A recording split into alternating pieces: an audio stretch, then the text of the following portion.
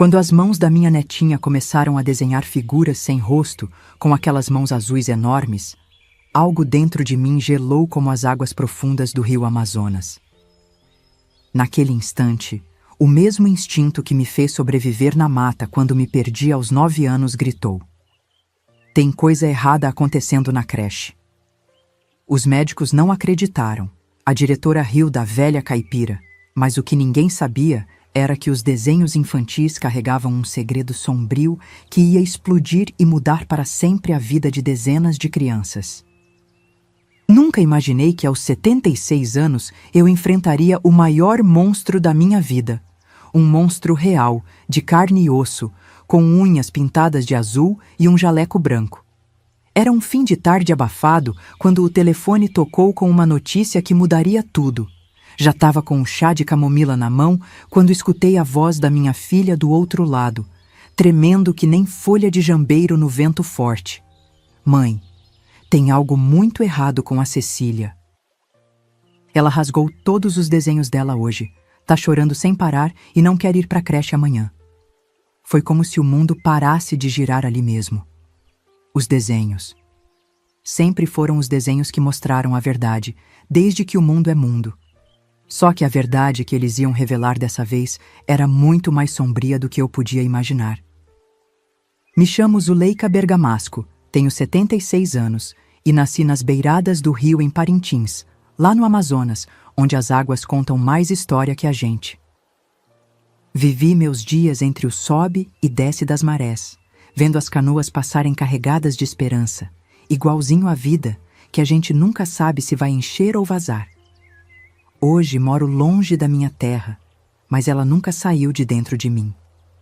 Já passei por tanta labuta nessa vida que dava para encher um livro, mas nada me preparou para o que os desenhos da minha netinha iam mostrar. Enquanto coloríamos figuras de mirite sob o teto de palha em Parintins, aprendi que cada entalhe conta uma história ancestral. E você, de onde está ouvindo minha história? Deixe nos comentários seu nome e cidade. Quero conhecer quem está do outro lado. É bom saber que tem gente de todo canto ouvindo o que uma velha como eu tem para contar, principalmente quando é uma história que pode salvar outras crianças. Quando eu era apenas uma menina magrela de pé no chão, meu pai sumiu numa tempestade daquelas que fazem até boto se esconder. A canoa dele voltou dias depois, toda arrebentada nas beiradas, mas dele nunca mais se teve notícia. Minha mãe, Dona Noca, era artesã dos bonecos de miriti, aquela madeira mole que a gente tira das palmeiras. As mãos dela eram um milagre trabalhando, esculpindo bichos e gente com uma faca velha que nem amolada direito era. Foi dela que aprendi a ver além do que estava na frente dos olhos. Os olhos enxergam o que as águas escondem, minha filha, ela sempre dizia enquanto cortava o miriti. Esse foi o ensinamento mais valioso que carreguei comigo, junto com a capacidade de prestar atenção nas coisas miúdas que os outros nem notavam. E foi isso que me fez perceber as mudanças na minha netinha antes mesmo que a própria mãe dela visse. A vida na ilha não era mole para uma mulher sozinha com uma filha pequena. De manhã cedinho, quando o orvalho ainda molhava os pés, minha mãe já estava lá, cortando, esculpindo, pintando. E eu, sentadinha do lado, aprendendo tudo sem nem perceber. Logo, minhas mãozinhas pequenas já começaram a imitar os movimentos dela, e não demorou muito para eu criar meus próprios bonecos. Eram feios que doía no começo, mas tinha algo neles que fazia os turistas comprarem. Essa menina tem um dom, diziam.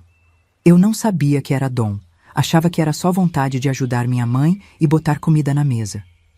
Quando o festival do Boi Bumbá começou a crescer e trazer mais gente de fora, nossos bonecos viraram febre. Todo mundo queria levar um pedacinho de Parintins para casa. Eu inventei de pintar os bois com tinta natural que eu mesma fazia, misturando barro, folhas, raízes, tudo que a floresta dava. As cores ficavam tão vivas que pareciam dançar nas esculturas. Foi numa dessas feiras que uma professora viu meu trabalho e disse que eu precisava estudar arte de verdade. Essa menina tem que sair dessa ilha, conhecer o mundo, ela falou para minha mãe. Mas como? se nem dinheiro para comer direito a gente tinha? Naqueles tempos, menina como eu nem sonhava em estudar, quanto mais sair da ilha. O normal era casar cedo, ter filhos e continuar a mesma vida que nossas mães. Mas minha mãe era diferente, sempre foi. Minha filha vai ser mais do que eu fui, ela teimava, contrariando até os parentes. A solução veio com os próprios bonecos. Começamos a trabalhar dobrado, de madrugada até noite alta. Tinha vez que meus dedos ficavam tão machucados que mal conseguia dobrar, mas nunca reclamei. Cada boneco vendido era um pedacinho do meu sonho se realizando. Guardávamos cada moeda como se fosse ouro, num pote de barro que minha mãe enterrava debaixo do assoalho da nossa casa de palafita. 3 anos demoraram para juntar o suficiente. 3 anos de trabalho sem descanso, ouvindo gente dizer que era bobagem, que mulher não precisava de estudo.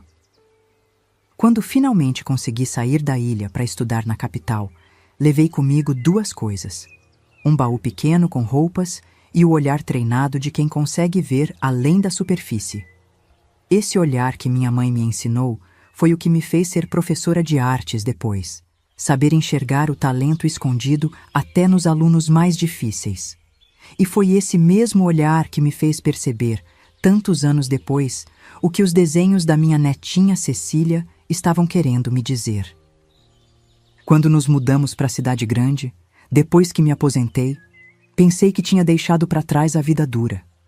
Minha filha se formou médica, algo que nem nos meus sonhos mais loucos eu imaginava possível. Ela se casou, teve a Cecília, e eu virei a vovó coruja que está sempre por perto. A vida parecia que tinha finalmente dado uma trégua para a família Bergamasco. Mas as águas calmas também escondem perigos, como bem diz o povo da minha terra. No começo eram só desenhos alegres, cheios de cores e bichinhos que a Cecília adorava fazer quando vinha passar as tardes comigo. Ela puxou a vovó. Todo mundo dizia. Tinha o mesmo jeito de segurar o lápis que eu tinha quando pequena, a mesma concentração no olhar quando estava criando alguma coisa. Eu guardava cada rabisco como se fosse tesouro, colava tudo num caderno grande que comprei só para isso. Foi no mês passado que comecei a reparar nas mudanças. Primeiro foram as cores. Os desenhos alegres e coloridos foram dando lugar a traços fortes, escuros. As casinhas e os bichinhos sumiram, substituídos por borrões e figuras estranhas que eu não conseguia entender. É só uma fase, pensei, tentando não me preocupar. Crianças mudam de interesse toda hora. Isso é normal. Mas tinha algo no fundo da minha alma que não sossegava, um incômodo que eu conhecia bem, igual ao que sentia quando o rio começava a ficar agitado antes de uma tempestade. Quando Cecília começou a recusar os lápis de cor que ela tanto amava, dizendo que não queria mais pintar bonito, o alerta dentro de mim ficou ainda mais forte. Uma criança de 4 anos não muda assim do nada, sem um motivo. Na mesma semana, ela chegou da creche calada, sem querer brincar, sem querer conversar. Perguntei o que tinha acontecido, se alguém tinha brigado com ela. Nada, vovó, foi a resposta. Mas os olhos dela contavam outra história, uma que a boca tinha medo de falar. Lembrei da minha mãe dizendo que as mãos falam quando a voz não consegue. Então, ao invés de forçar uma conversa, coloquei papel e tinta na frente dela e disse: "Mostra pra vovó como foi seu dia hoje." O que saiu daqueles dedinhos pequenos me gelou por dentro. Uma figura grande, sem rosto, apenas com mãos enormes e azuladas. Quando perguntei quem era, Cecília jogou tinta por cima do desenho e saiu correndo. Nunca tinha visto minha netinha fazer aquilo antes. Mostrei o desenho para minha filha quando ela veio buscar a Cecília. "Mãe, a senhora tá vendo coisa onde não tem. Criança desenha assim mesmo. Todo mundo sabe que elas passam por fases nos desenhos.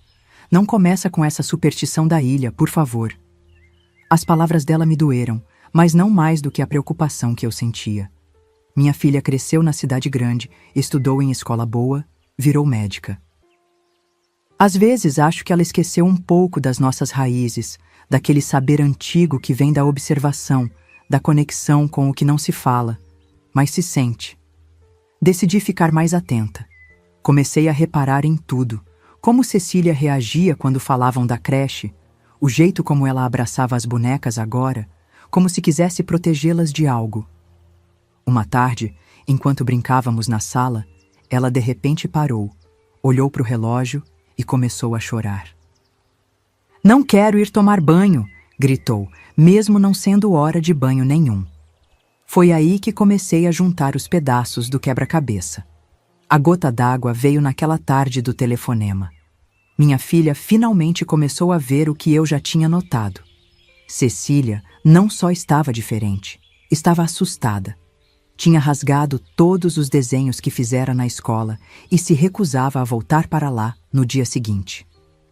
"O que eu faço, mãe?"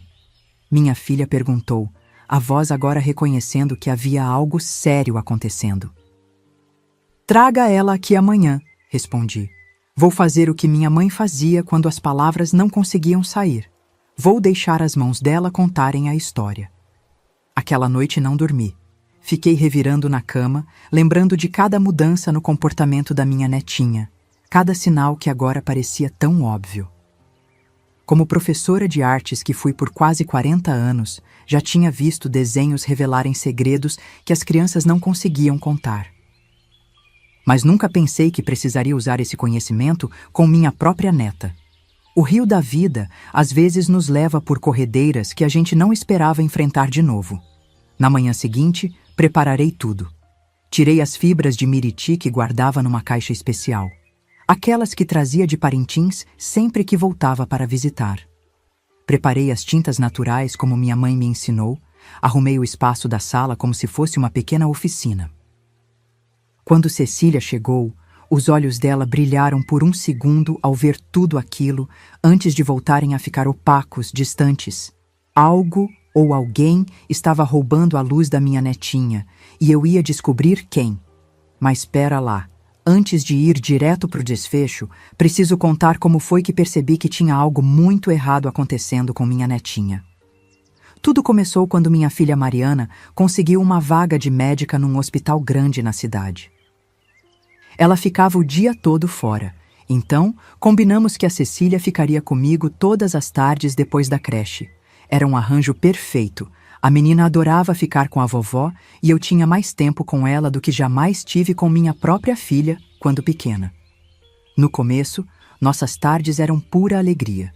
Cecília chegava saltitante, tagarelando sem parar sobre o que tinha feito na creche, as amiguinhas, as professoras.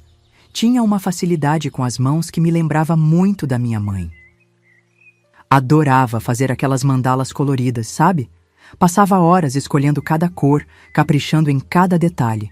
"Vovó, olha essa que eu fiz para você", dizia toda orgulhosa. Eu guardava cada uma como tesouro, colocava nas paredes da sala, mostrava para as minhas amigas. Todo mundo dizia que a menina tinha talento, que tinha puxado a vovó artista.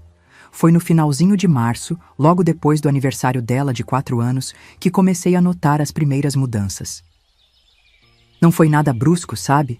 Foi devagarzinho, como um rio que vai mudando seu curso sem a gente perceber. Primeiro, ela começou a ficar mais quietinha. Não chegava mais contando as novidades da creche. Quando eu perguntava, ela só respondia: "Foi bom", e mudava de assunto.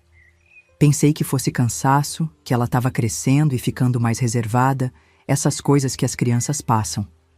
Depois notei que ela não queria mais fazer as mandalas. Pegava os lápis, começava, mas logo largava tudo.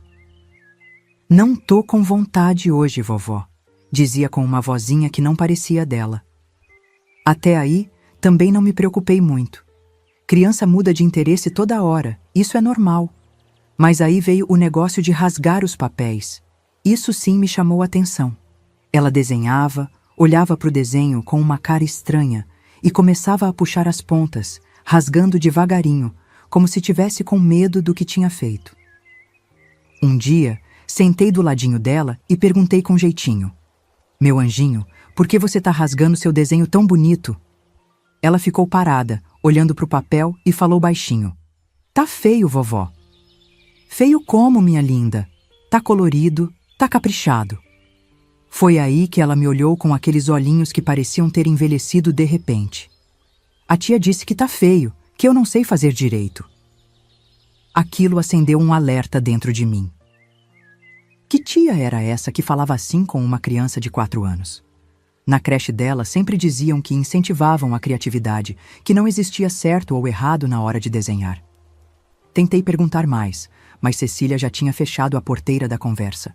Pegou outro papel e começou a desenhar de novo, mas com uma força no lápis que quase rasgava a folha. Foi na semana seguinte que ela trouxe aquele desenho estranho da creche. Um papel todo preto com uma figura grande, sem rosto.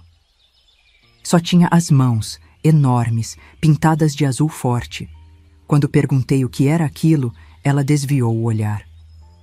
É só um desenho, vovó. Mas a voz dela tremia. Quem é essa pessoa sem rosto, meu bem? Ela balançou a cabeça. Não é ninguém. E quando insisti mais um pouquinho, ela fez algo que nunca tinha feito antes. Se escondeu embaixo da mesa da cozinha e ficou lá, quietinha, se recusando a sair. Deixei ela lá, respeitando o tempinho dela. Aprendi com os anos que forçar a barra só faz a criança se fechar mais. Depois de um tempo, chamei ela para lanchar. Ela saiu devagarinho, mas não tocou no assunto do desenho de novo. Aquela noite guardei o papel com cuidado. Tinha algo nele que me incomodava profundamente, mas não conseguia entender o quê. Dias depois, notei outra coisa estranha. Cecília, que sempre foi limpinha, mas normal como qualquer criança, começou com uma mania de lavar as bonecas dela. Não era só dar banho de mentirinha, como as crianças fazem. Era uma coisa quase desesperada. Uma tarde, peguei ela no banheiro, esfregando a boneca favorita com álcool em gel. Esfregava com tanta força que o cabelo da boneca estava começando a soltar. Minha flor, assim você vai estragar sua boneca, falei, tentando não assustá-la. Preciso limpar ela, vovó, respondeu sem me olhar. A tia pegou nela. Que tia, meu amor? A tia das mãos azuis. Foi como se um raio tivesse caído na minha cabeça. As mãos azuis do desenho. E por que precisamos limpar se a tia pegou? Perguntei, fingindo naturalidade enquanto meu coração acelerava. Porque as mãos dela são sujas. Ela disse que eu também tô suja por dentro. Nossa Senhora das Águas, o sangue gelou nas minhas veias na hora. Que tipo de pessoa diz uma coisa dessas para uma criança? Tentei fazer mais perguntas, mas Cecília se fechou de novo. Continuou lavando a boneca como se sua vida dependesse disso. Deixei ela terminar, mas guardei cada palavra na minha cabeça. Naquela noite, quando minha filha veio buscar ela, tentei contar o que tinha acontecido. Mãe, a senhora tá exagerando de novo, Mariana falou, revirando os olhos. Criança dessa idade inventa coisas, mistura fantasia com realidade. E essa história de mãos azuis deve ser alguma professora que usa anel ou pulseira azul e na cabecinha dela virou mãos azuis. Tentei explicar que o comportamento da Cecília tinha mudado, que ela estava ansiosa, que tinha medo de ir para a creche. É fase, mãe. A senhora leu aquele livro de psicologia infantil que te dei? Tá tudo explicado lá. Crianças passam por fases de medo, de apego. É normal. Engoli seco. Minha filha, com todo o estudo dela, às vezes esquecia que tem coisas que não se aprende nos livros. Se aprende olhando, sentindo, prestando atenção nos detalhes, igual minha mãe me ensinou lá nas beiras do rio. Mas não adiantava bater de frente. Resolvi ficar ainda mais atenta, juntar mais informações antes de tocar no assunto de novo. Nas semanas seguintes, a situação só piorou. Cecília começou a fazer xixi na cama, coisa que não fazia desde os 2 anos. Chorava por qualquer coisinha. E o pior, agora ela tinha pavor de tomar banho. Logo ela, que sempre adorou água. Banho não, vovó, por favor, implorava quando chegava a hora. Quando perguntei por quê, ela só dizia, não gosto mais. Mas os olhos dela... os olhos contavam outra história. Estavam cheios de medo. Um dia, cheguei de fininho enquanto ela brincava com os bonecos dela na sala. Tinha feito uma rodinha com eles e falava baixinho, como se contasse um segredo. Me escondi atrás da porta para ouvir. Vocês não podem contar para ninguém, ela sussurrava para os bonecos. Se contarem, a tia das mãos azuis vai ficar brava. Ela faz dodói quando fica brava. Meu coração quase parou ali mesmo. Do que minha netinha estava falando? Que tipo de dodói era esse? Tentei de novo conversar com minha filha, mostrar que tinha algo errado. Dessa vez, trouxe os desenhos todos, mostrei como tinham mudado, contei das manias de limpeza, do medo de banho. Mãe, ela suspirou, a senhora está procurando pelo em ovo. Isso é normal no desenvolvimento. Li sobre isso na residência. Chama-se ansiedade de separação. Ela só está reagindo porque eu estou trabalhando mais. Quis sacudir minha filha, fazer ela enxergar o que estava na frente dela. Mas as pessoas só veem o que estão prontas para ver. A gota d'água veio numa quinta-feira. Nesse dia, Cecília chegou da creche mais calada que nunca. Não quis lanchar, não quis desenhar. Ficou só abraçada com o ursinho velho que eu tinha feito para ela, igualzinho aos que minha mãe fazia de Miriti, lá em Parintins. Deixei ela quietinha, mas fiquei de olho. Depois de um tempo, ela foi para o cantinho da sala e começou a falar com o ursinho, achando que eu não estava ouvindo. Shhh, não conta, peludo. Ela sussurrava, apertando o ursinho contra o peito. Não pode contar o segredo da tia, ou ela vai te machucar também. Ela disse que vai arrancar seus braços se você contar, igual ela fez com a boneca da Júlia. Depois, começou a chorar baixinho, balançando para frente e para trás, ainda agarrada ao ursinho. Foi como se o chão tivesse se aberto debaixo dos meus pés. Minha netinha não estava inventando história coisa nenhuma. Tinha alguém machucando ela, ameaçando ela. Alguém na creche, alguém com autoridade sobre ela, alguém que ela chamava de tia das mãos azuis. Respirei fundo, tentando controlar o tremor que tomou conta do meu corpo todo. Não podia assustar ela, não podia mostrar o desespero que estava sentindo. Me aproximei devagar e sentei no chão perto dela. Oi, meu amorzinho, falei com a voz mais calma que consegui. A vovó pode brincar com você e o peludo? Ela me olhou desconfiada, os olhinhos vermelhos de tanto chorar. Então balançou a cabeça dizendo que sim. Peguei outro ursinho e fingi que estava conversando com o dela. Oi, peludo, tudo bem? Você parece triste hoje. Cecília ficou olhando, ainda quietinha. Continuei a brincadeira, fazendo os ursinhos conversarem sobre coisas bobas, coisas de criança. Até que perguntei, através do meu ursinho.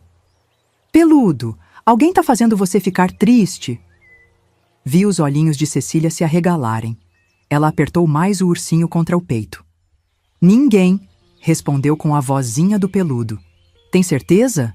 Insisti com meu ursinho. Porque se alguém tá fazendo coisas que você não gosta, você pode contar. Os adultos que te amam vão te proteger. Foi então que aconteceu. Como uma represa que não aguenta mais a pressão da água, Cecília desabou no choro. Um choro diferente de tudo que já tinha visto. Um choro de dor, de medo, de alívio misturado. Entre soluços, ela foi contando, usando o ursinho como escudo. A tia das mãos azuis machuca a gente na hora do banho, vovó. Ela aperta forte aqui, mostrou entre as perninhas e diz que é para limpar direito. Dói muito.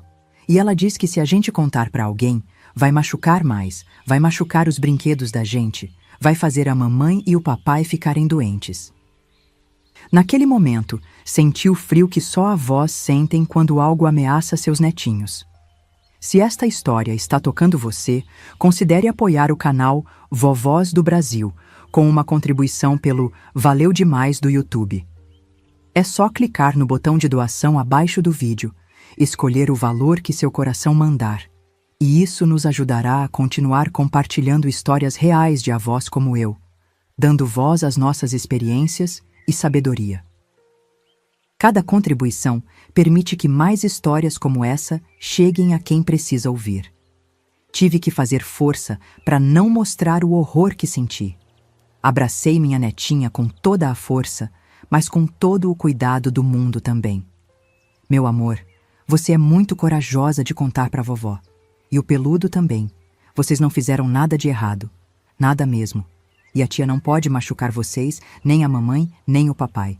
Isso é mentira que ela conta para vocês ficarem com medo. Cecília continuou chorando, agora agarrada em mim. A vovó vai proteger você, prometi, engolindo o nó na garganta. A vovó e a mamãe e o papai, ninguém mais vai machucar você. Ficamos assim, abraçadas, por muito tempo. Ela foi se acalmando aos poucos, até adormecer no meu colo, exausta de tanto chorar. Olhei para aquela criaturinha, tão pequena, tão indefesa, e senti uma raiva que nunca tinha sentido antes. Uma raiva misturada com uma determinação feroz.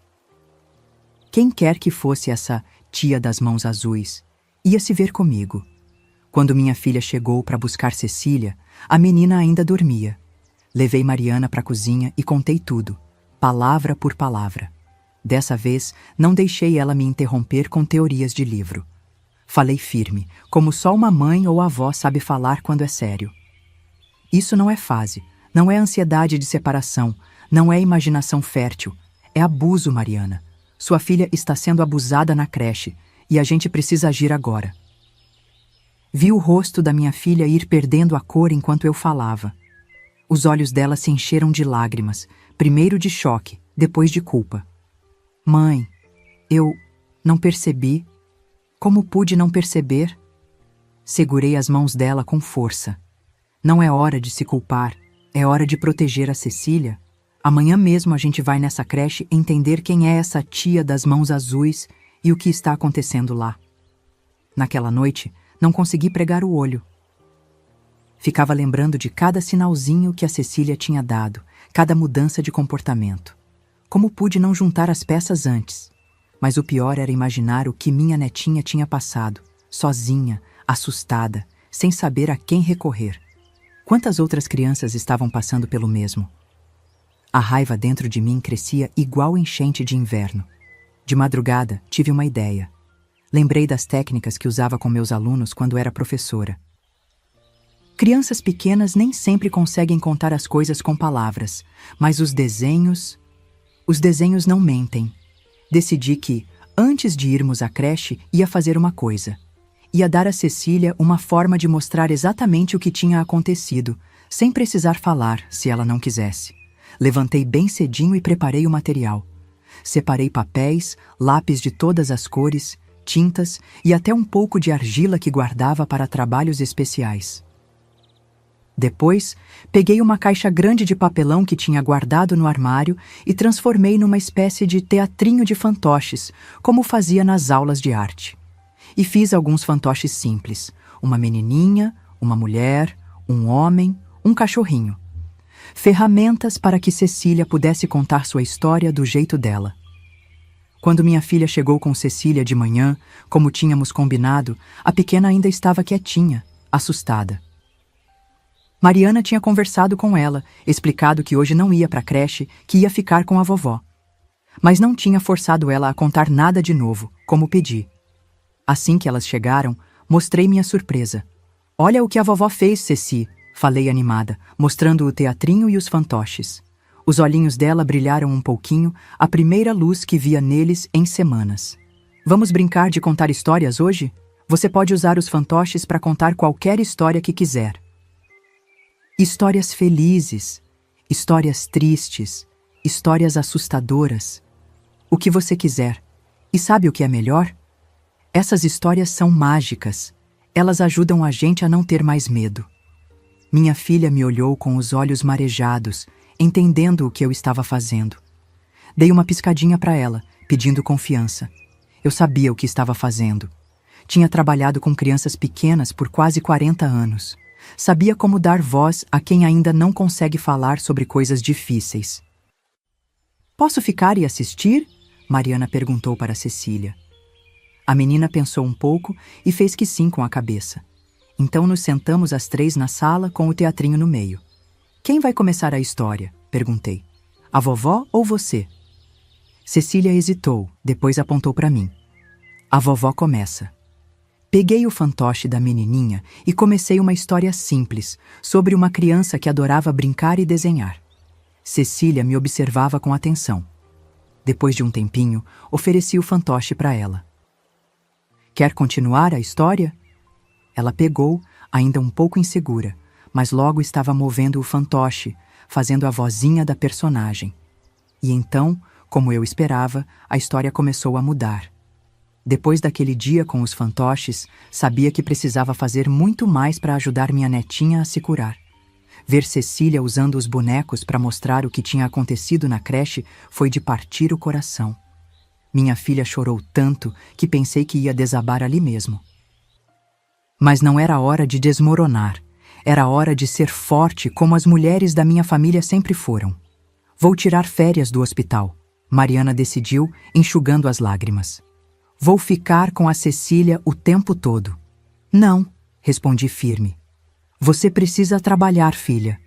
E Cecília precisa de rotina, precisa entender que a vida continua. Só que agora sem aquela creche. Deixa ela comigo como sempre. Tenho um plano. Passei a noite toda pensando, revirando na memória as técnicas que usei durante meus anos de professora. Já tinha lidado com crianças traumatizadas antes, crianças que sofreram perdas, que passaram por situações difíceis. A arte sempre foi o caminho para elas se expressarem quando as palavras falhavam. Mas com Cecília, eu precisava fazer algo especial, algo que trouxesse de volta a confiança dela. No dia seguinte, quando o sol ainda estava nascendo, peguei meu balaio velho e fui para o parque perto de casa. Colhi folhas caídas de todos os tipos, gravetos, sementes, tudo que a natureza oferecia de graça. Enquanto colhia, lembrava das manhãs em Parintins, quando ia com minha mãe buscar material para fazer nossos artesanatos. O cheiro da terra molhada, o som dos pássaros, a sensação de estar conectada com algo maior que a gente. Era isso que queria trazer de volta para Cecília. Voltei para casa e comecei a preparar as tintas naturais. Misturei terra vermelha com água, amassei folhas de coloração forte para extrair o pigmento, raspei casca de árvore para conseguir o marrom. Era como voltar no tempo, fazendo exatamente como minha mãe me ensinou. Só que agora não era para vender para os turistas, era para salvar minha netinha. Depois, peguei uma caixa grande de madeira que guardava no quartinho dos fundos. Enchi de areia fina que comprei na loja de material de construção.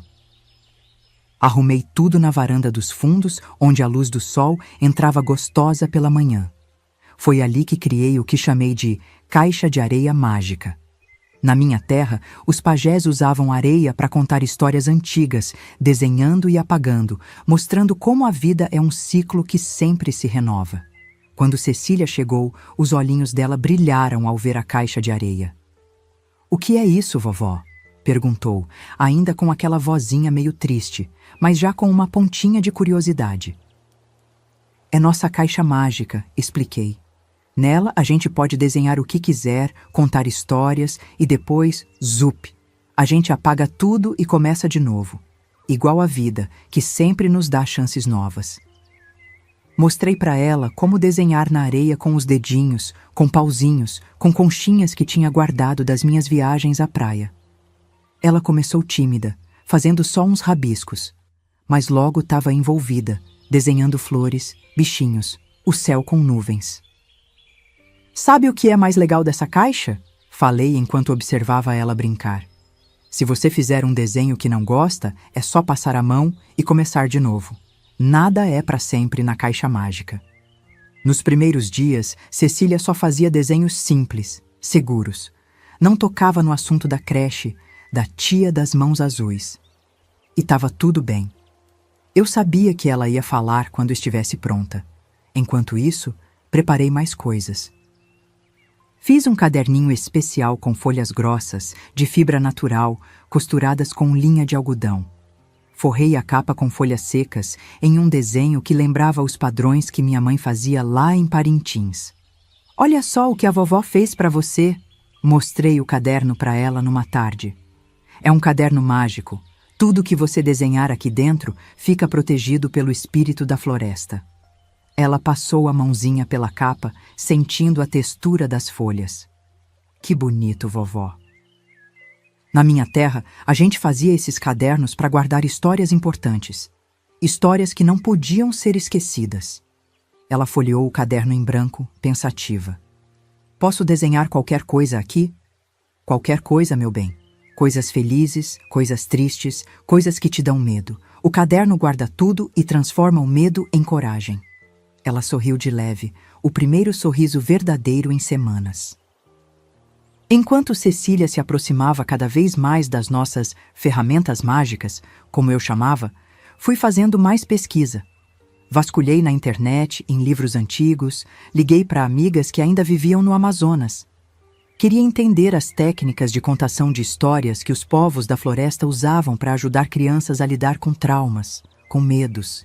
Tem muita sabedoria naquele povo que o mundo moderno esquece. Uma amiga antiga, que trabalhava com crianças indígenas, me ensinou sobre o círculo de proteção. Era uma técnica simples, mas poderosa. A gente sentava em roda, acendia uma velinha no meio. No meu caso, usei uma lâmpada de LED para não ter perigo com a Cecília. E criava um espaço seguro onde as histórias podiam fluir. Dentro do círculo, só entra o que a gente deixa, expliquei para Cecília. Os medos ficam lá fora. Foi numa dessas tardes, dentro do nosso círculo de proteção, com a caixa de areia entre nós, que aconteceu o momento decisivo. Cecília estava desenhando na areia, calada, concentrada. De repente, percebi que ela estava fazendo uma figura grande, com mãos compridas, e deu um jeito de colorir as mãos com um pozinho azul que tínhamos separado. Quem é essa pessoa? Perguntei com naturalidade, embora meu coração tivesse acelerado. Cecília ficou quieta por um tempão, só mexendo na areia. Quando achei que ela não ia responder, veio a voz baixinha. É a tia das unhas azuis. Respirei fundo, tentando controlar a emoção. E o que essa tia faz? Cecília então começou a desenhar uma figura menor ao lado da grande. Ela dá banho na gente, falou, ainda olhando para a areia. Na creche? Sim, quando a gente vai no banheiro depois do parquinho. Ela continuou mexendo na areia, agora desenhando algo que parecia um chuveiro. E como é esse banho, meu anjinho? Foi aí que veio tudo.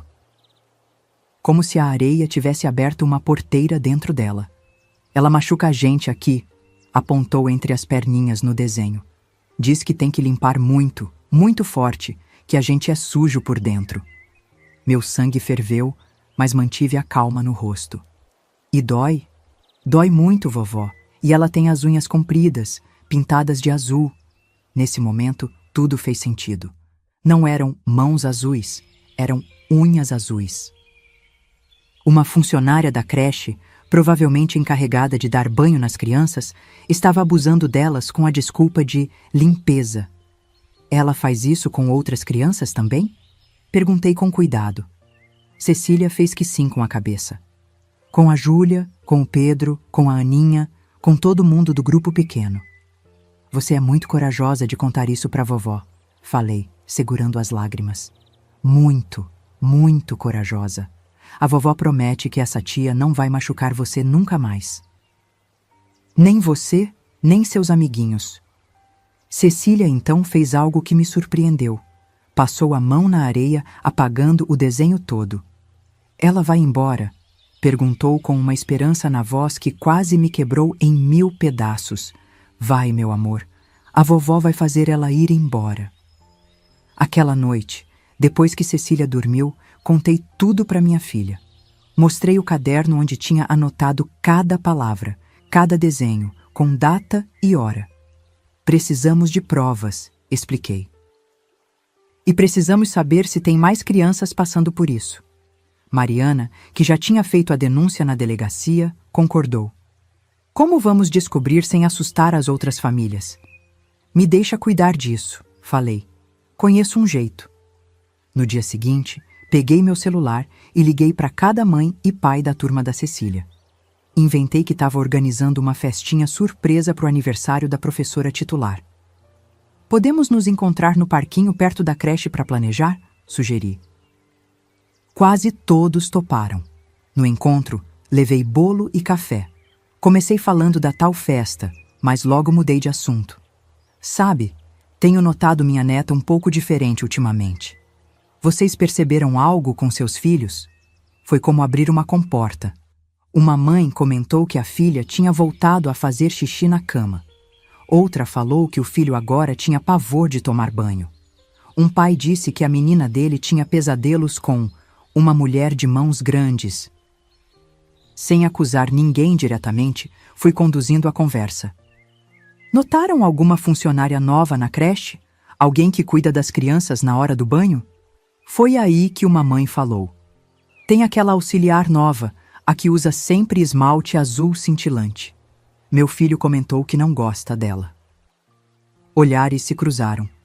Aos poucos, mais detalhes foram surgindo. Mais tarde, trocamos contatos e criamos um grupo no WhatsApp, sem mencionar ainda nossas suspeitas reais. Chamamos de Pais e Mães Unidos, como se fosse só um grupo de apoio normal. Mas ali começamos a compartilhar o que as crianças contavam, os comportamentos estranhos, os medos novos. O quebra-cabeça ia se montando. O mais impressionante foi quando descobri que não era só na turma da Cecília. Através das avós que iam buscar os netos, formamos outro grupo, só de vovós vigilantes, como brincávamos. Uma delas, Dona Teresa, me contou que o neto dela, de outra turma, também falava da tia das unhas azuis. As crianças não mentem sobre essas coisas, falei para as outras avós numa tarde em que nos reunimos na minha casa. Elas não têm malícia para inventar algo assim. Dona Juraci, uma senhorinha franzina, mas com língua afiada, bateu na mesa. No meu tempo, uma pessoa dessas seria amarrada num formigueiro. Calma, Juraci, acalmei ela. Vamos fazer do jeito certo. Com provas, com denúncia formal. Cada avó ficou encarregada de uma tarefa. Eu continuava com as sessões de arte-terapia com Cecília, documentando tudo. A dor ia se transformando em desenhos, em histórias, em palavras que ela finalmente conseguia dizer. Cada sessão era uma pequena vitória. Cada desenho no caderno especial, um passo na cura. Criei uma técnica de pintura com as tintas naturais que permitia que Cecília pintasse, e se não gostasse do resultado, podíamos lavar facilmente com água. Viu? Nada é permanente, mostrava para ela enquanto a tinta escorria pelo ralo. Os desenhos feios, os sentimentos ruins, tudo pode ser lavado. Era uma metáfora simples, mas que ela entendia perfeitamente. Um dos momentos mais emocionantes foi quando ela desenhou a si mesma, grande, forte, enfrentando a figura da tia das unhas azuis, que agora aparecia pequena, encolhida. Ela não pode mais me machucar, disse Cecília com uma convicção que me encheu de orgulho. Porque agora todo mundo sabe o segredo dela. Era verdade, o segredo tinha sido revelado, e como todo segredo sujo, exposto à luz do sol, começava a perder seu poder. Cecília ainda tinha momentos de medo, de tristeza, mas também tinha momentos de força, de alegria renovada. A menina que adorava desenhar estava voltando, aos pouquinhos. Quando finalmente entendi o que os desenhos revelavam, precisei da mesma coragem que tive para deixar minha ilha em Parintins há tantos anos. Duvido que você tenha coragem de deixar um like neste vídeo agora mesmo. Vamos, me prove que estou errada. Mostre que você tem a força de uma avó protegendo sua neta. O botão está aí, esperando seu clique. Os dias foram passando e nosso grupo de mães, pais e avós foi crescendo. Tínhamos um propósito comum agora: proteger nossas crianças e garantir que a justiça fosse feita. Cada desenho, cada relato, cada mudança de comportamento, tudo era registrado meticulosamente. Na minha mesa tinha uma pasta que ia ficando cada vez mais grossa com evidências. Mariana, minha filha, usou seus contatos no hospital para encontrar uma psicóloga infantil especializada em casos de abuso. Quando contamos nossa suspeita, ela se ofereceu para conversar com Cecília e outras crianças cujos pais permitissem. Preciso fazer isso de um jeito que não sugira respostas às crianças, explicou a doutora, para que os depoimentos sejam válidos num eventual processo. Concordamos, claro. Queríamos fazer tudo certo. Enquanto isso, continuei com minhas sessões de arte-terapia caseira com Cecília.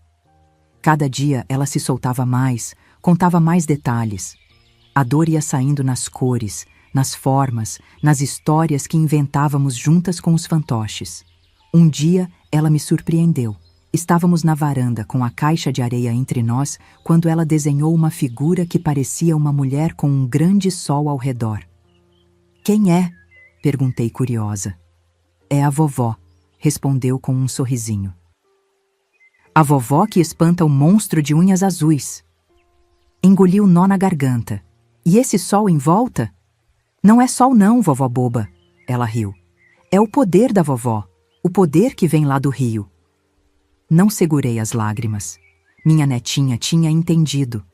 Tinha entendido que a força que eu trazia de Parintins, a sabedoria da minha mãe, da minha terra, estava agora protegendo ela. Nosso trabalho de formiguinha continuou. As mães se aproximavam de funcionárias da creche em que confiavam, tentando obter mais informações sobre a tal tia das unhas azuis.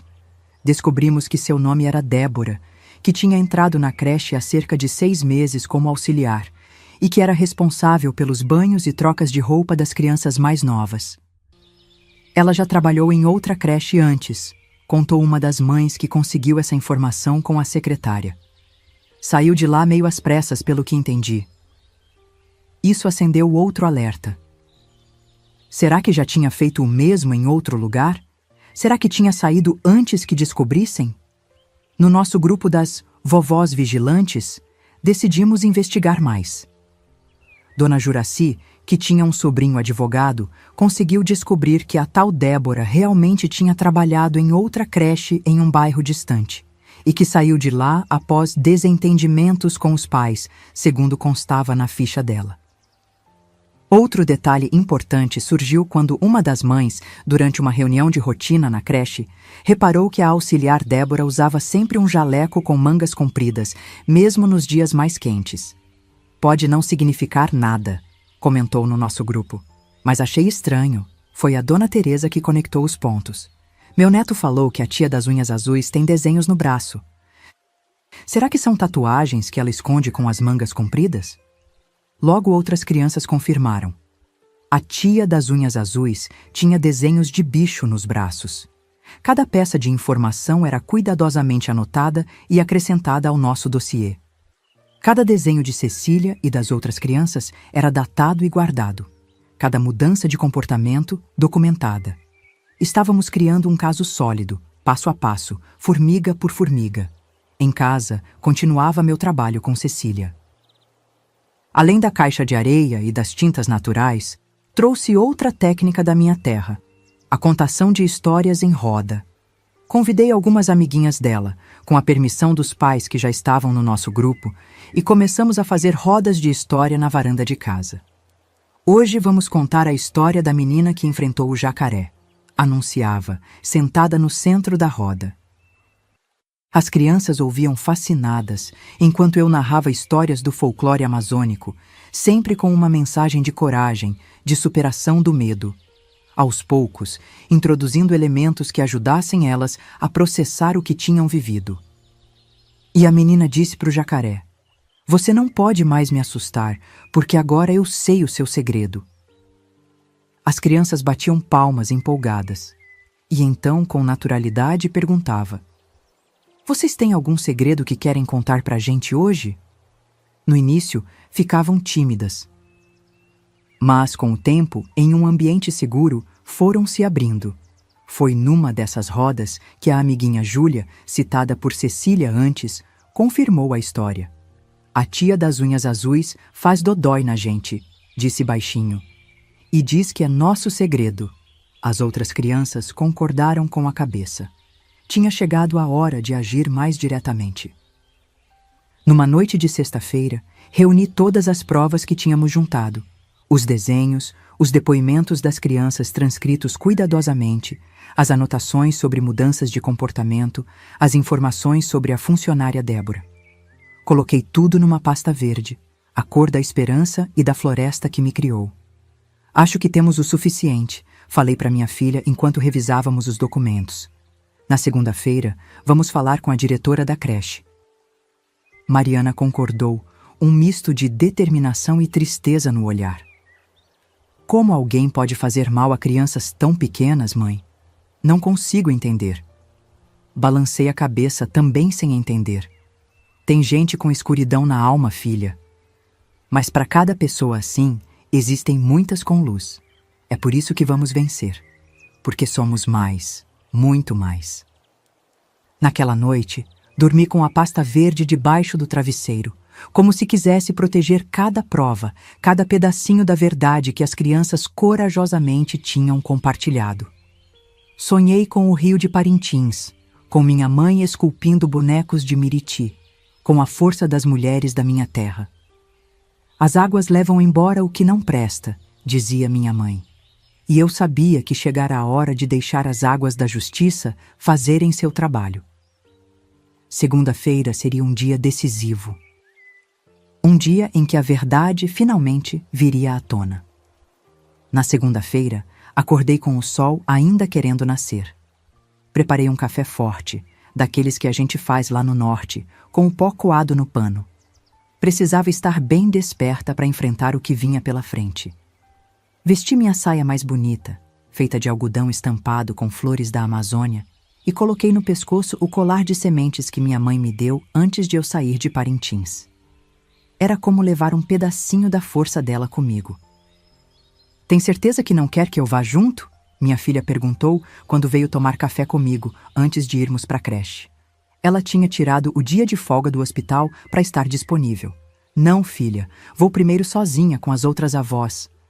Às vezes os velhos conseguem abrir portas que os mais novos não conseguem, respondi, ajeitando a pasta verde debaixo do braço. Nos encontramos na frente da creche.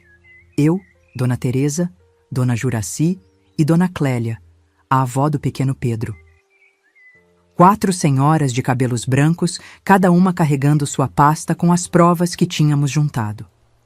Prontas, comadres? Perguntei, sentindo o coração bater mais forte.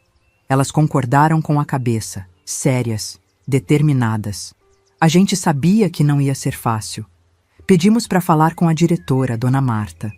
A secretária tentou dizer que ela estava ocupada, que precisava marcar hora. Minha filha, falei com a voz mais doce que consegui. Diz para Dona Marta que as avós estão aqui para falar de um assunto muito sério que não pode esperar. Tem a ver com a segurança das crianças. Esperamos quase meia hora numa salinha apertada, mas finalmente fomos chamadas. Dona Marta nos recebeu com aquele sorriso educado, mas distante, de quem tem muita coisa para fazer e pouco tempo para vovozinhas preocupadas. Mal sabia ela que tipo de vovozinhas estavam entrando na sala dela. "Em que posso ajudá-las, senhoras?" perguntou, indicando as cadeiras à frente da mesa dela. "Viemos falar sobre algo grave que está acontecendo na sua creche, Dona Marta." Comecei, tirando da pasta o álbum artesanal que tinha preparado. Era uma espécie de livro grande, feito com técnicas que aprendi em Parintins, onde organizei todas as evidências de forma visual e clara. Abri o álbum na primeira página, uma montagem com os desenhos de Cecília antes e depois das mudanças. Minha neta é aluna da turma do Jardim Primeiro. Estes são os desenhos dela de fevereiro deste ano. Mostrei os coloridos, alegres, e estes são de abril para cá. Virei a página mostrando os desenhos escuros, as figuras sem rosto, as mãos grandes e azuis. Dona Marta olhou com aquela cara de quem não está entendendo onde quero chegar.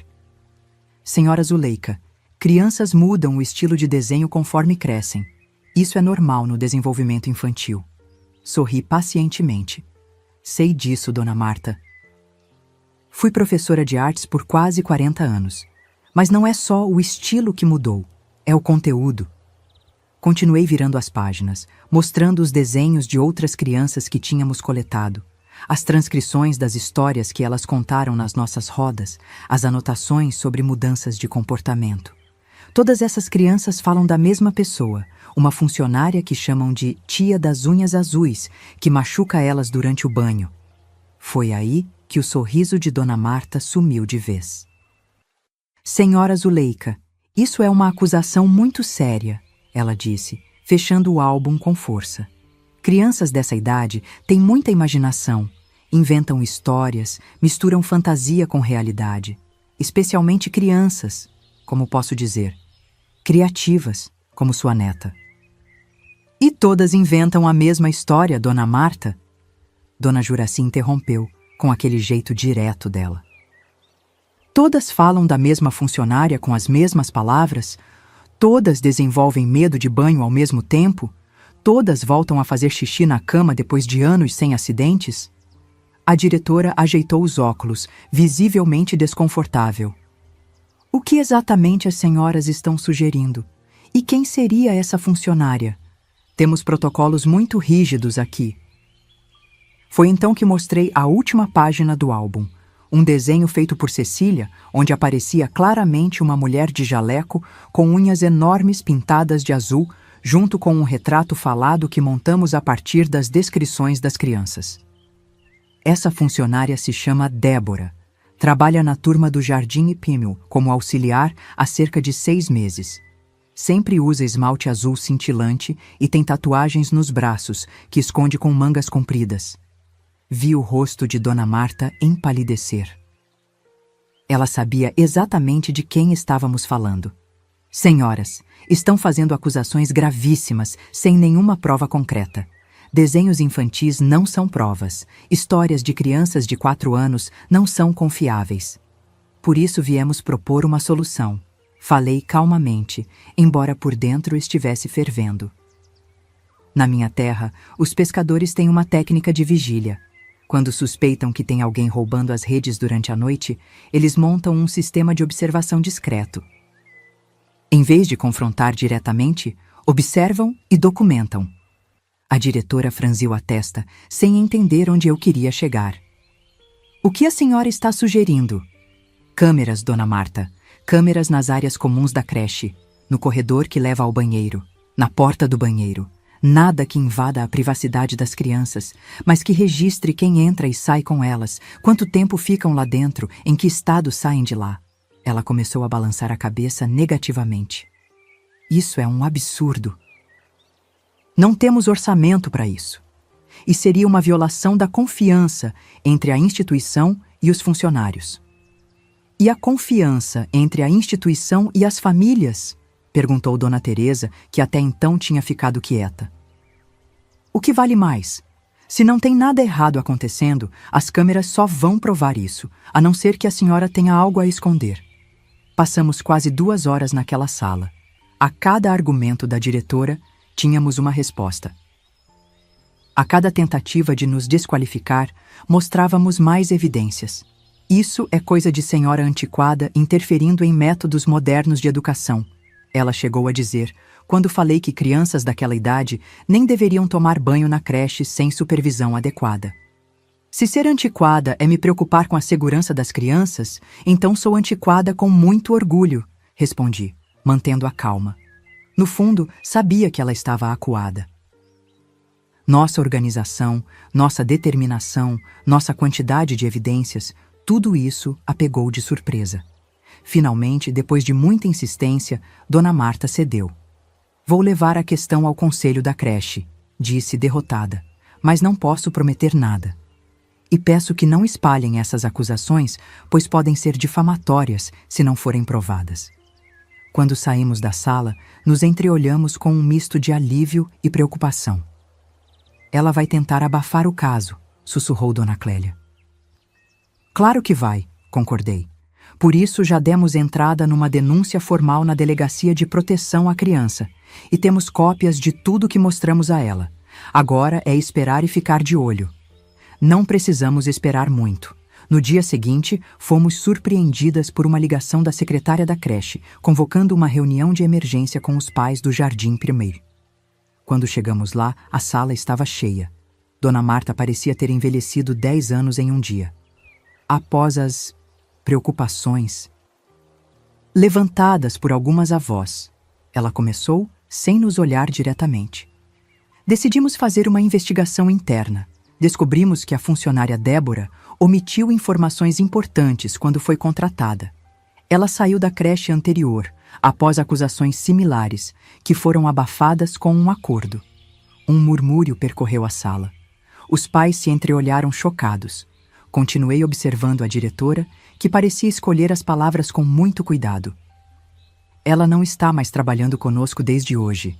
E implementaremos um sistema de câmeras nas áreas comuns, como foi sugerido. Senti um alívio imenso, mas sabia que isso era só o começo. As crianças ainda precisavam de apoio para superar o trauma.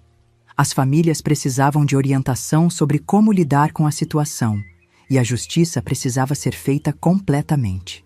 Depois da reunião, fomos cercadas por pais e mães agradecendo, chorando, perguntando o que fazer. Como vocês descobriram? Uma mãe perguntou, abraçando sua filhinha. Como souberam que tinha algo errado quando ninguém mais notou? Os desenhos, respondi simplesmente. As crianças sempre contam a verdade através da arte. É só saber observar. Mas a jornada estava longe de terminar. Nas semanas seguintes, começou o processo legal. Débora foi localizada pela polícia e negou tudo inicialmente. Nunca fiz nada de errado, insistia. As crianças estão inventando. Alguém colocou essas ideias na cabeça delas. Foi quando a psicóloga infantil que Mariana tinha contatado entrou em cena. Com técnicas apropriadas e não sugestivas, ela entrevistou Cecília e outras crianças cujos pais permitiram. Os depoimentos eram consistentes, detalhados e, para alívio das famílias, gravados seguindo todos os protocolos legais. O mais impressionante foi como outras crianças, que antes estavam caladas, começaram a se expressar depois que Débora foi afastada. Era como se uma nuvem escura tivesse sido removida, permitindo que o sol voltasse a brilhar. Na creche, os professores começaram a notar mudanças positivas no comportamento das crianças. Menos agressividade, menos isolamento, mais alegria nas brincadeiras. Mas nem tudo foi fácil. Durante o processo, enfrentei muito preconceito. Na audiência preliminar, o advogado de defesa tentou me desacreditar. Essa senhora, com todo respeito, é apenas uma velha do interior, sem formação em psicologia. Que valor têm suas observações baseadas em superstições amazônicas? Foi minha filha quem se levantou naquele momento. Mariana, sempre tão racional, tão científica, defendeu com unhas e dentes a sabedoria que venho carregando. Minha mãe tem mais conhecimento sobre o desenvolvimento infantil do que muitos especialistas com diploma, disse firme. Ela foi professora por 40 anos, ajudou a formar gerações. E mais importante, ela enxergou o que muitos de nós, com toda a nossa educação formal, não conseguimos ver. Ver minha filha transformada daquele jeito foi um dos momentos mais bonitos dessa jornada difícil. De cética que duvidava das minhas superstições da ilha, como ela chamava, a defensora ferrenha da sabedoria ancestral que carrego comigo. Mamãe tinha razão o tempo todo, ela me disse certa noite, chorando. Se eu tivesse ouvido antes... Não se culpe, filha, consolei. Cada um enxerga com os olhos que tem. O importante é que agora estamos todas vendo a mesma coisa, a verdade. O processo legal se arrastou por meses. Descobrimos que Débora tinha um histórico perturbador. Não era a primeira vez que era acusada. Em outras cidades tinha feito o mesmo, sempre escapando antes que as denúncias se tornassem oficiais. Desta vez, porém, não teria para onde fugir. Nosso dossiê era grande demais, detalhado demais. As evidências, fortes demais. Como resultado direto do nosso caso, a creche implementou um novo protocolo de segurança.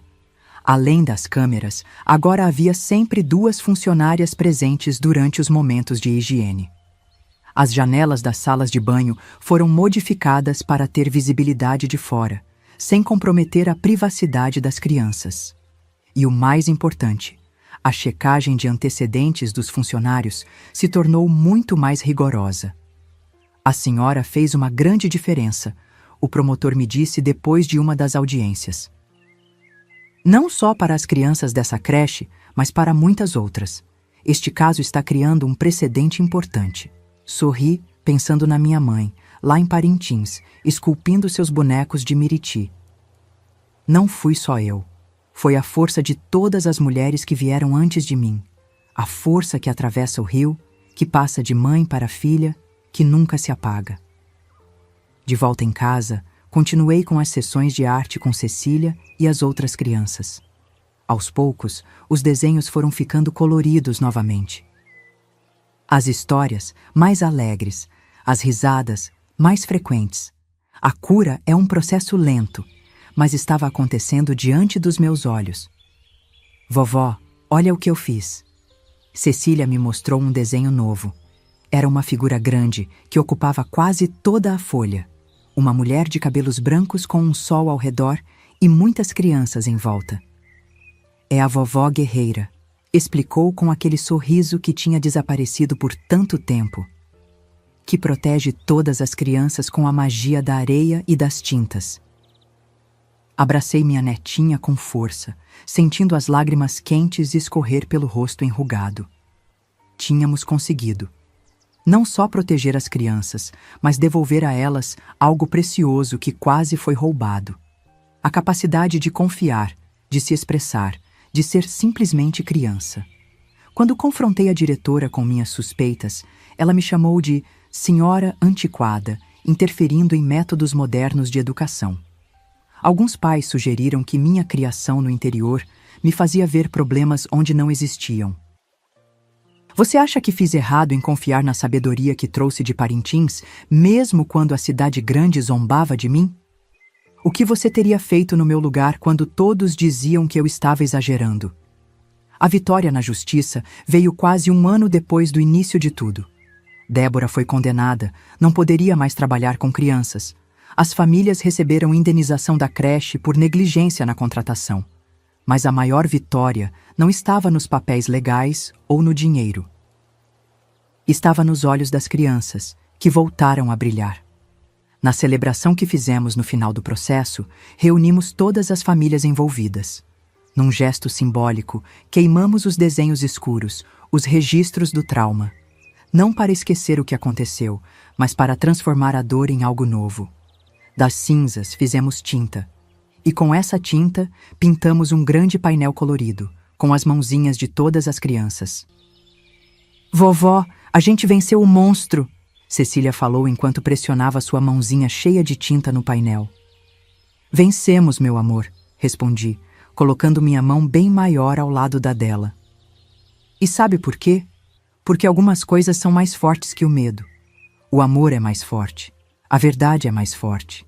E a sabedoria das águas, que vem lá do fundo do rio, é a mais forte de todas. Olhando aquele painel cheio de mãos coloridas, pequenas e grandes, de crianças e adultos, todos unidos, percebi que tínhamos feito muito mais do que resolver um caso de abuso. Tínhamos criado uma comunidade, uma rede de proteção que começou com 4 avós determinadas e agora envolvia dezenas de famílias. Minha filha Mariana se aproximou e passou o braço ao redor dos meus ombros. Você me ensinou a maior lição da minha vida, mãe, disse baixinho. Que a sabedoria não vem só dos livros. Vem da observação, da intuição, da conexão com algo maior que a gente. Sorri, sentindo o peso bom dos anos, das experiências, das lutas. É isso que as avós fazem, filha. A gente guarda o passado para que o futuro seja melhor. A gente leva a sabedoria de um lugar para o outro, de uma geração para outra, como as águas do rio, que nunca param de fluir. Naquela noite, sonhei com Parintins, com minha mãe esculpindo seus bonecos de Miriti à beira do rio. No sonho, ela me olhava com orgulho e dizia: Viu, minha filha, os olhos enxergam o que as águas escondem. Você nunca esqueceu. E não tinha esquecido mesmo. Carreguei essa sabedoria comigo através do tempo e do espaço. E graças a ela, muitas crianças agora podiam seguir seus caminhos sem medo, livres para colorir seus próprios futuros. 7 anos se passaram desde aqueles dias difíceis. Parece que foi ontem, mas também parece que foi em outra vida. Hoje, minha Cecília tem 11 anos e você precisava ver o talento dessa menina. As mãos dela dançam no papel de um jeito que lembra minha mãe esculpindo o Miriti lá nas beiras do rio. Outro dia, ela veio correndo me mostrar um quadro que tinha feito na aula de artes. Era uma pintura da Amazônia, com todos aqueles verdes diferentes que só quem conhece a floresta sabe que existem. No centro, uma canoa com uma mulher de cabelos brancos e uma menina remando juntas. "Somos nós, vovó", ela explicou, com aqueles olhos que agora brilham sem medo. "Indo visitar Parintins." E é verdade que a gente foi. Depois de tudo que aconteceu, prometi levar ela para conhecer minhas raízes. No verão passado, voltei com Cecília para minha terra. Mostrei o rio que me viu crescer, as árvores que me deram sombra, os lugares onde minha mãe me ensinou a ver além do óbvio. Foi como fechar um círculo, sabe? Como se as águas tivessem completado seu caminho e voltado para o começo, só que mais fortes, mais sábias. O mais bonito foi ver como Cecília se conectou com tudo. Ela que nasceu na cidade grande, rodeada de prédios e asfalto, parecia que tinha encontrado um pedaço de si mesma naquelas águas barrentas, naquelas canoas, naquele povo que fala devagar e ri alto. "Vovó, aqui dentro eu me sinto diferente", ela me disse uma tarde enquanto observávamos o pôr do sol no rio. Como se tivesse uma parte de mim que sempre esteve aqui, esperando eu chegar. É incrível como as crianças se recuperam quando têm amor e apoio. Cecília superou o trauma daquela época terrível. Claro que não foi fácil. Nos primeiros anos, ainda tinha pesadelos ocasionais, ainda tinha dias em que ficava mais quietinha, mais agarrada comigo. Mas as técnicas de arte que desenvolvemos juntas foram fundamentais para a cura dela. Quando voltamos daquela viagem a Parintins, percebi que o que tínhamos feito não podia ficar só entre nós. Outras crianças, outras famílias precisavam dessa sabedoria. Foi aí que tive a ideia de criar o grupo Mãos que Falam, Olhos que Veem. Começou pequenininho, na varanda da minha casa. Eu convidava algumas avós da vizinhança para trazerem os netinhos. A gente sentava em roda, como fazíamos lá no norte. E eu ensinava técnicas de arte-terapia que tinha adaptado das tradições da minha terra. "Vejam só essa caixa de areia", explicava para as outras vovós. Na minha terra, os pajés usam a areia para contar histórias antigas. Os desenhos aparecem e desaparecem, mostrando para as crianças que nada é permanente, nem as coisas boas, nem as ruins. As avós olhavam desconfiadas no começo, mas quando viam como os netinhos se abriam, como falavam de coisas que normalmente não falariam, ficavam maravilhadas. Misturei as técnicas antigas que aprendi em Parintins com o que estudei sobre arte e terapia moderna. Das tradições indígenas, trouxe o respeito pelo tempo de cada um, a conexão com os elementos naturais, o poder das histórias circulares, aquelas que não têm começo nem fim. Da arte-terapia atual, incorporei o conhecimento sobre desenvolvimento infantil, sobre como interpretar símbolos recorrentes, sobre como criar espaços seguros para a expressão. A tinta de genipapo, mostrava enquanto preparava com as crianças, fica invisível quando aplicada na pele. Só depois de algumas horas ela aparece, escura como noite. É assim também com as marcas que a vida deixa na gente. Às vezes, não vemos de imediato, mas elas estão lá, se revelando aos poucos. O grupo foi crescendo, crescendo. Logo não cabia mais na minha varanda. Uma escola municipal nos ofereceu espaço. Depois, o centro comunitário. Comecei a formar outras avós para conduzirem grupos semelhantes em outros bairros. Virou uma verdadeira rede de proteção, tecida com linhas de sabedoria antiga e amor de vó. Foi através desse trabalho que recebi um convite que jamais esperaria. A universidade da cidade estava organizando um simpósio sobre proteção infantil e queriam que eu desse uma palestra sobre como as técnicas artesanais podem servir como ferramentas de proteção às crianças. Eu? Dar palestra na universidade? Perguntei incrédula quando a professora me telefonou. A senhora tem um conhecimento único, dona Zuleika, ela insistiu. A combinação de saberes tradicionais com aplicação prática na prevenção e identificação de abuso infantil. Precisamos que compartilhe isso com nossos alunos. No dia da palestra, minhas pernas tremiam feito vara verde. Cheguei lá toda arrumada, com meu vestido mais bonito e o colar de sementes da minha mãe. O auditório estava lotado, estudantes de psicologia, assistência social, pedagogia. Gente jovem, cheia de conhecimento de livro, que tinha vindo ouvir uma velha do interior falar de suas técnicas alternativas. Não sei falar bonito como os doutores, comecei sincera. Mas sei ouvir o que as crianças não conseguem dizer com palavras, e hoje vim ensinar vocês a ouvirem também. Mostrei a caixa de areia, as tintas naturais, os bonecos de Miriti.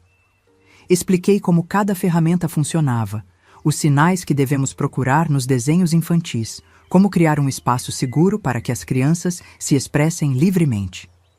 No final, a plateia aplaudiu de pé. Jovens estudantes vieram me abraçar, fazer perguntas, pedir conselhos. A senhora é incrível, diziam.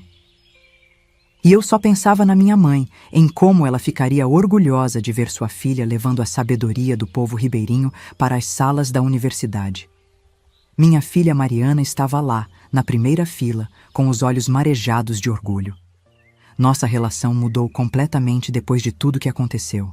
Aquela médica que só acreditava no que via no microscópio, agora valoriza a sabedoria que vem das margens do rio, que passa de mãe para filha, que não se aprende nos livros. Sabe, mãe, ela me disse depois da palestra, enquanto tomávamos um café. Eu passei tanto tempo estudando, me especializando, achando que a verdade só podia ser encontrada na ciência. E aí veio a senhora, que mal completou os estudos formais e enxergou o que eu, com todo o meu conhecimento, não consegui ver. Sorri, segurando a mão dela. Filha, cada conhecimento tem seu valor e seu lugar. O seu salvou muitas vidas no hospital. O meu ajudou a salvar a alma da sua filha. Um não é melhor que o outro. São diferentes águas do mesmo rio. Pensando bem, acho que foi minha própria infância que me preparou para perceber os sinais sutis que as crianças dão quando algo não vai bem. Em Parintins, a gente vivia em comunidade vigilante. Todo mundo cuidava de todo mundo. Se uma criança estava triste, a vizinhança inteira notava. Se um velho estava doente, recebia a visita de todos. Os olhos da comunidade eram como uma rede de proteção. A gente perdeu isso na cidade grande. Explico sempre nos meus grupos.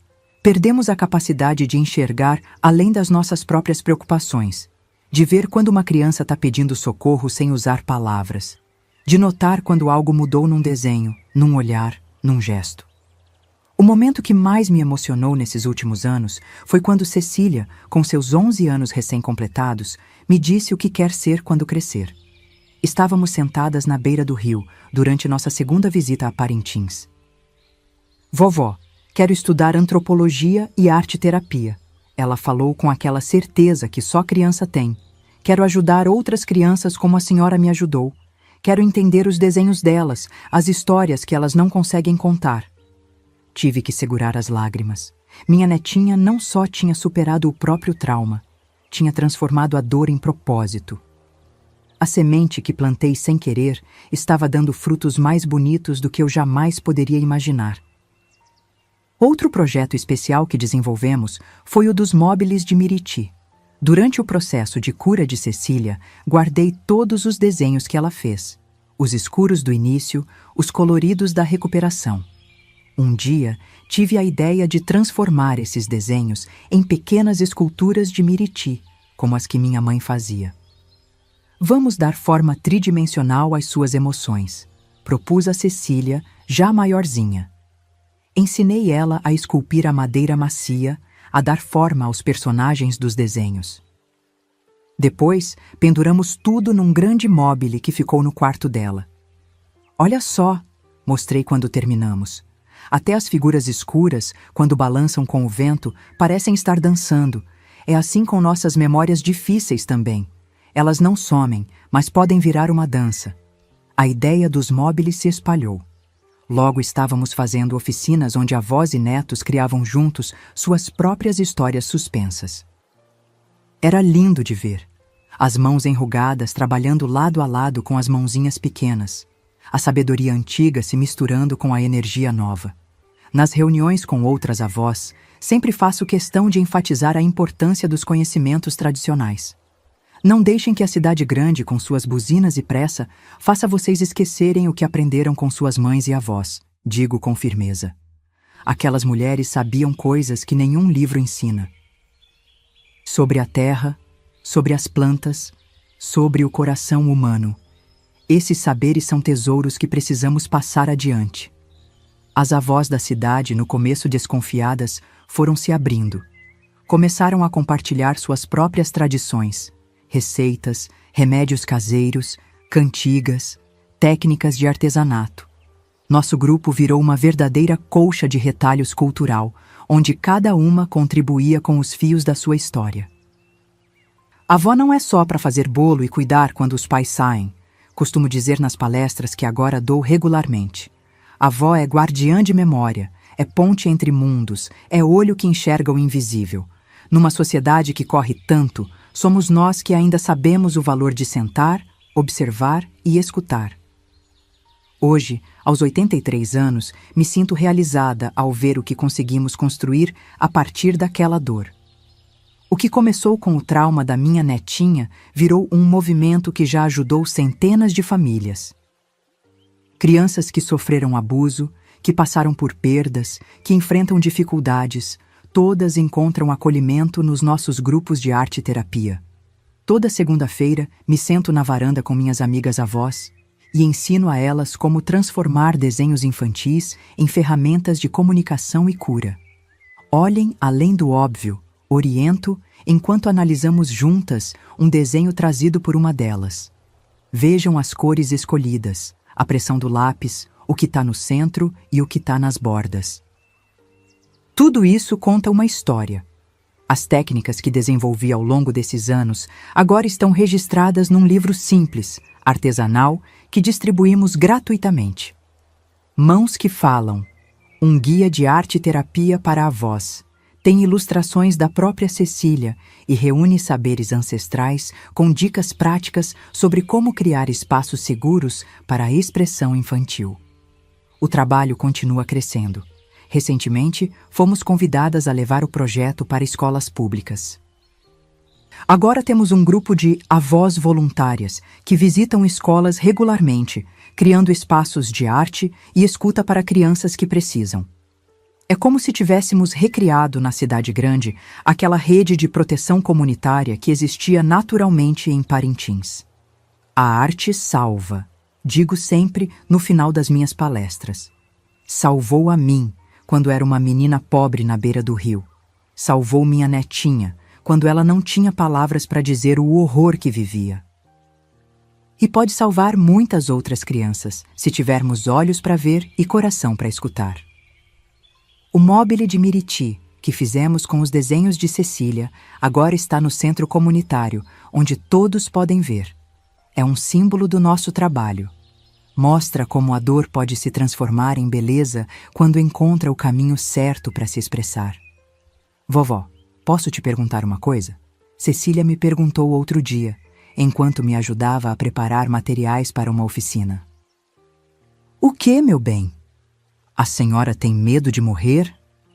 A pergunta me pegou de surpresa. Não, minha flor, não tenho. Sabe por quê? Porque já plantei minhas sementes.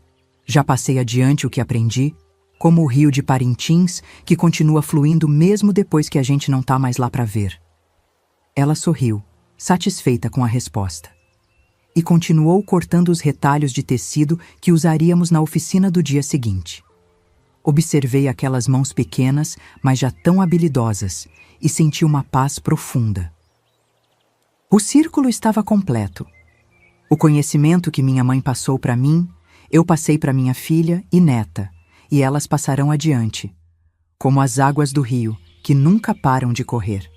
Eu sou Zuleika Bergamasco, das Águas de Parintins, e essa é a história da minha vida como avó que aprendeu que nossa sabedoria ancestral nunca deve ser silenciada. Se você quer mais histórias como a minha, de vovós que trouxeram conhecimentos de todos os cantos do Brasil para proteger e transformar vidas, se inscreva no canal Vovós do Brasil, porque a verdadeira força não vem com a idade, vem do rio de histórias que corre dentro de cada uma de nós. E antes de me despedir, olhe só, estão aparecendo uns quadradinhos na tela aí para você. Clique neles para conhecer mais histórias de mulheres guerreiras como eu, que enfrentaram tempestades e saíram mais fortes do outro lado. Cada clique é como acender uma velinha de proteção para as nossas histórias, para que elas continuem vivas, continuem correndo como as águas do rio, levando sabedoria de uma geração para outra. A vovó Zuleika agradece, de coração.